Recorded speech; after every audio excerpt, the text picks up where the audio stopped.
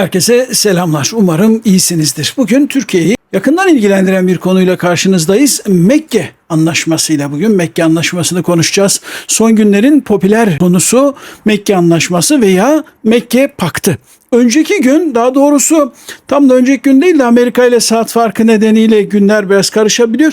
Pazar akşamı veya pazartesiye diyelim bağlayan gecede Donald Trump, Amerika Başkanı, Mekke Anlaşması'na çok büyük bir destek verdi. Mekke Anlaşması'na sahip çıktı Amerika. Donald Trump desteğini Truth Social'dan yaptığı yazılı açıklamayla gerçekleştirdi ve dedi ki Suudi Arabistan, Türkiye ve Pakistan'ın son zamanlarda ve nihayet Mekke Ortak Savunma Anlaşması'nı imzaladığını görmekten çok mutluyum. Bu Orta Doğu'nun bir araya geldiğini ve ülkelerin nihayet kendilerini daha anlamlı bir şekilde savunabileceğini gösteriyor.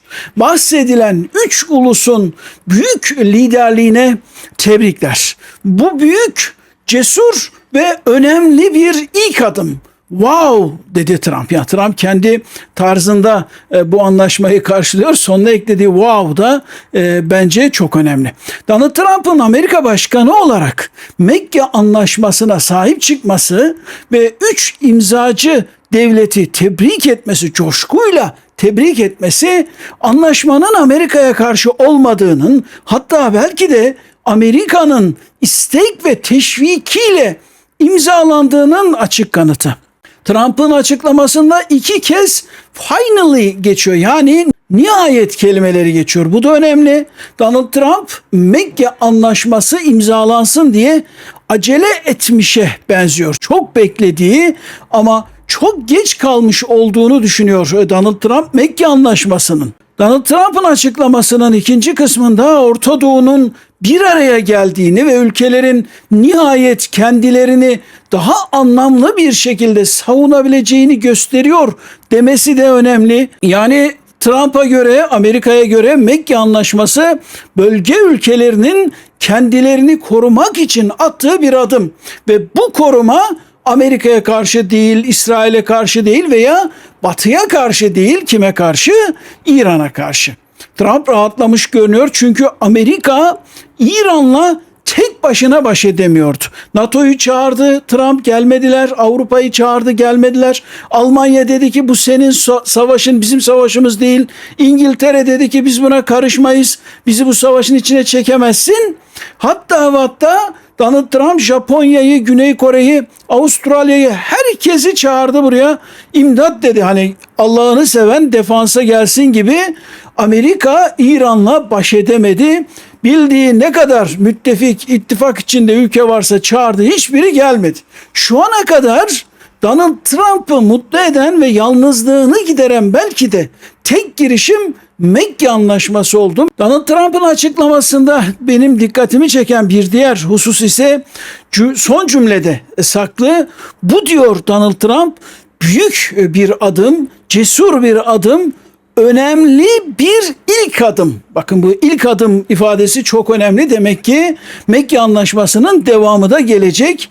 Bu Amerikan politikaları içerisinde, Amerikan stratejisi içerisinde demek ki Mekke Anlaşması ilk adımı, basamağı teşkil ediyor. Bunun ardından başka girişimleri de beklemek mümkün. Ve son olarak Trump'ın açıklamasının sonundaki wow ünlemi ise Trump'ın ne kadar çok sevindiğini, ne kadar coşkuyla Mekke Anlaşması'nı karşıladığını gösteriyor. Sanki anlaşmanın bir ortağı da Donald Trump'mış gibi, Amerika'ymış gibi Trump Mekke Anlaşması'nı sahipleniyor. Bu duruş Trump'ın tek taraflı algısı değil. Yani Trump işte deli dolu bir adam, her türlü açıklama yapıyor. Bu konuda da bireysel bir açıklama yapıyor değil. Hayır. Bu kurumsal, daha doğrusu bir devletin bakış açısını bizlere yansıtıyor. Mekke Anlaşması'nın tarafları da anlaşmayı Amerika'ya karşı değil, Amerika'nın politikalarının devamı ve tamamlayıcısı olarak gördüklerini anlıyoruz. Nitekim Donald Trump'ın açıklamasından birkaç saat sonra, neredeyse hemen hemen aynı vakitlerde, Pakistan Başbakanı Shahbaz Şerif Trump'ın açıklamalarını memnuniyetle karşıladığını ve Donald Trump'ın gayretlerine minnettar olduğunu belirten bir açıklama yayınladı Pakistan Başbakanı. Başbakan Şerif açıklamasında Pakistan dedi, kardeş ülkeler Suudi Arabistan ve Türkiye ile birlikte ülkelerimizin ve tüm bölgenin savunulmasında yani yapıcı bir rol oynamaya devam edecektir dedi. Bu sözlerden de anlıyoruz ki Mekke Anlaşması konusunda Washington ile İslamabad arasında yakın bir koordinasyon var, paslaşma var. Bu anlaşmanın Amerika'ya karşı olması mümkün değil. En azından Pakistan cephesinden baktığınızda. Pazartesi günü ise Amerika Başkanı Donald Trump telefonda Cumhurbaşkanı Erdoğan'la görüştü. Görüşmede ele alınan konulardan biri de Mekke Anlaşması'ydı. Bir konu Gazze meselesi. Türkiye Gazze meselesinde Amerika'dan yardım istiyor. Hamas'ın silahlarını bırakması sürecinde İsrail biliyorsunuz karşı çıktı vesaire. Orada çok ciddi bir gayret gerekiyor. Ama konulardan biri de Mekke Anlaşması'ydı. Trump'ın bu telefon görüşmesinde neler görüştüğünü, neler söylediğini bilmiyoruz. Belki bunlar kulis olarak Washington, New York gazetelerine yansır. Belki oradan görürüz. Çünkü Türkiye tarafının açıklamasında Trump'ın sözlerine yer verilmemiş. Ama şunu anlıyoruz. Bu görüşmede Mekke Anlaşması'ndan olumsuz değil, olumlu bir şey olarak bahsedildiğini anlıyoruz. Çünkü Cumhurbaşkanı Erdoğan Türkiye'nin Mekke Anlaşması vesilesiyle çok güçlü bir duruş sergilediğini, üzerine düşen vazifeleri, görevleri yerine getirdiğini, bölgenin istikrarı ve barışı için ne gerekiyorsa yaptığını söylemiş. Bunu açıklamalardan anlıyoruz, resmi açıklamalardan anlıyoruz. Demek ki Amerika ile Türkiye arasında Mekke Anlaşması konusunda tıpkı Pakistan'la Amerika arasında olduğu gibi bir uyum olduğunu görüyoruz. Türkiye, Suudi Arabistan ve Pakistan'ın 7 Ağustos'ta Mekke'de imzaladığı ve Mekke Paktı olarak da bilinen ortak savunma anlaşması bölgesel güvenlik mimarisinde yeni bir dönemin başlangıcı oldu. Mekke İttifakı ya da Mekke Paktı olarak adlandırılan oluşum son 11 gündür yoğun bir şekilde tartışılıyor. Bu paktı Sünni bloğu veya Müslüman NATO'su olarak adlandıranlar, böyle görenler de oldu. İmzacı devletler anlaşmanın hiçbir devlete, hiç kimseye karşı olmadığında ve ayrı bir askeri veya mezhepsel blok oluşturmadığında ısrarcı. Bazı basın yayın organları ise anlaşmanın İsrail'e ve Batı'ya karşı olduğunu dahi iddia etti. Bu konuda biz de birkaç yayın yaptık ve Mekke Anlaşması'nın Müslüman NATO'su olmadığını, hatta NATO benzeri bir kurum da olmadığını söyledik. En azından şu ana kadarki durum bu şekilde. İleride ne olur bilemiyoruz. Ortada henüz bir anlaşma metni de yok. Ama anlaşmanın İsrail'e karşı olmadığı çok belli. Yani bu başka bir şey için yapılmış bir girişim. Bu arada şunu da söyleyelim. Anlaşmanın resmi metninin hala ortada olmaması alışıldık bir durum değil. Daha önce imzalanmış hiçbir açık anlaşmada böyle bir şeyi ben görmedim. Bazı kaynaklar ortada henüz kararlaştırılmış bir anlaşma metninin de olmadığını söylüyorlar. Madde 1, madde 2 diye giden, maddeleri belli, fıkraları belli. Böyle bir anlaşmanın, tamam bir anlaşmanın olmadığını, üzerinde çalışıldığını söyleyenler de var. Buna göre 3 ülke bir anlayışta birleştiler. Bir prensip anlaşması gibi düşünün bunu. Ama anlaşmanın çalışma mekanizması, kurumsal altyapısı ve anlaşma metni henüz tamamlanmış değil. Eğer durum buysa, gerçekten vaziyet böyleyse, bu durumda anlaşmanın bu kadar erken açıklanmasının temel nedeni bir aciliyet durumu olsa gerek. O aciliyet ise İran'ın Suudi Arabistan'a olası saldırısını engellemektir. Bölgenin karışmasını engelleme çabasıdır. İlk videolarımızda Mekke Paktı'nın Amerika'ya karşı olamayacağını, çünkü imzacı ülkelerin tamamının Amerika Birleşik Devletleri ile yakın ilişki içinde olan, hatta müttefik düzeyinde ilişkisi bulunan ülkeler olduğunu hatırlatmıştık. Buna ek olarak Cumhurbaşkanı Erdoğan ve Pakistan Genelkurmay Başkanı Seyit Asım Münir Ahmet Şah, Trump'ın yeryüzünde belki de en çok sevdiği ve açıktan en çok takdir ettiği iki kişi bu durumda. Yani bu kişilerin Amerika'ya karşı Mekke Paktı'nı oluşturduğunu düşünmek pek de olası değildir.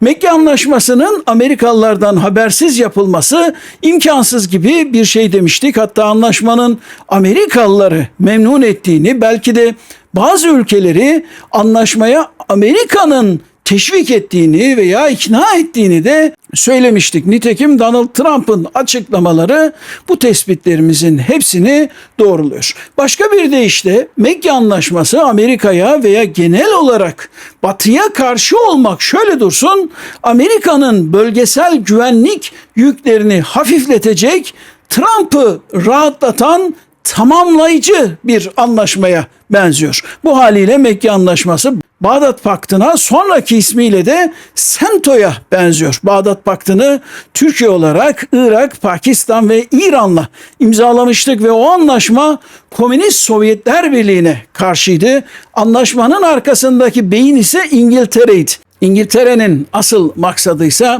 Türkiye'yi Avrupa işlerinden ziyade Orta Doğu işlerinde oyalamaktı. SENTO'nun bir maksadı buydu. Başarılı olmadı. Kanaatimce başarılı olmadı. Mekke Anlaşması'nı ise Türkiye, Pakistan ve Suudi Arabistan ile imzaladı. Anlaşma doğrudan İran'a karşı görünmese de Orta Doğu'da ilk etapta İran'ın bölgedeki vekil güçlerine karşı, öncelikle de Yemenli Husilere ve olası Irak kaynaklı milis tehditlerine karşı görünüyor. Mekke Anlaşması'nın ilk amacı Suudi Arabistan'ı revizyonist saldırılardan korumak. Bu da İran ve İran'ın uzantılarını işaret ediyor. Başka bir deyişle Mekke'de anlaşma imzalandığında Tahran'da herkes aynı şeyi düşünmüştür. Bu anlaşma bize karşı imzalandı, bize karşı bir oluşum gibi görünüyor demişlerdir. Daha önce de belirttik, Türkiye ve Pakistan'ın amacı İran'a saldırmak değil. Bunu tercih etmiyorlar. İran'ın Suudi Arabistan'a saldırmasından korkuyorlar. Hem Ankara hem İslamabad İran'ın Suudi Arabistan'a saldırması halinde bunun herkes için bir felaket olacağını düşünüyor. İran'ı caydırmak ise sözle mümkün olmadığından Türkiye ve Pakistan Suudi Arabistan'ın yanında yer aldılar. İmzacı ülkelerin açıklamalarından anladığımız kadarıyla anlaşmanın en dikkat çekici hükmü 3 ülkeden birine yönelik saldırının 3'üne yönelik saldırı olarak kabul edilmesi. Bu yönüyle düzenleme NATO'nun ünlü 5. maddesini, yani kolektif savunma ilkesini hatırlatıyor. Fakat Dışişleri Bakanı Hakan Fidan saldırı halinde diğer ülkelerin müdahalesinin otomatik olmayacağını, yardım şeklinin 3 ülke arasında istişare edilerek belirleneceğini söylüyor. Buna rağmen oldukça riskli bir madde olduğunu da kabul etmek gerekir. Bu madde nedeniyle Pakistan'ın Hindistan ve Afganistan'la sorunları, Suudi Arabistan'ın İran ve Yemen'le sorunları ve Türkiye'nin Yunanistan'la, Kıbrıs Rum kesimiyle ve diğer ülkelerle sorunları çoklu sorunlara dönebilir. Yani ikili anlaşmazlıklar, ikili çatışmalar çoklu bölgesel büyük çatışma ve savaşlara da dönebilir. Ama şu haliyle baktığımızda Mekke Paktı'nın, eğer bunu söylemek doğruysa, Mekke Anlaşması'nın henüz oluşum aşamasında olduğunu, şu aşamada caydırıcılık fonksiyonu gördüğünü söyleyebiliriz. İran'a deniyor ki bir adım daha atma, yoksa ondan sonrası bizim kırmızı çizgimiz deniyor. Peki İran bunu dinlemez, bir adım daha atarsa ne olur? İşte o zaman işler karışacaktır. Belki de Mekke Paktı ilk testinden geçecektir. O durumda NATO'ya benzer veya NATO'yu bile aşan bir güvenlik paktına da dönebilir. veya devletlerden biri ikisi benim işim buraya kadar, bundan sonrasına ben devam etmem de diyebilir. İşte o ilk test olacaktır. Evet, bugün Mekke Anlaşması'nı ve Donald Trump'ın açıklamalarını konuştuk. Anlaşmanın Batı'ya karşı, Amerika'ya karşı olmadığını belirtmiştik. Donald Trump bunu teyit etmiş oldu. Bugünlük bu kadar. İzlediğiniz için çok teşekkür ediyorum. Bir sonraki yayında görüşünceye kadar kendinize çok iyi bakın. Hoşça kalın.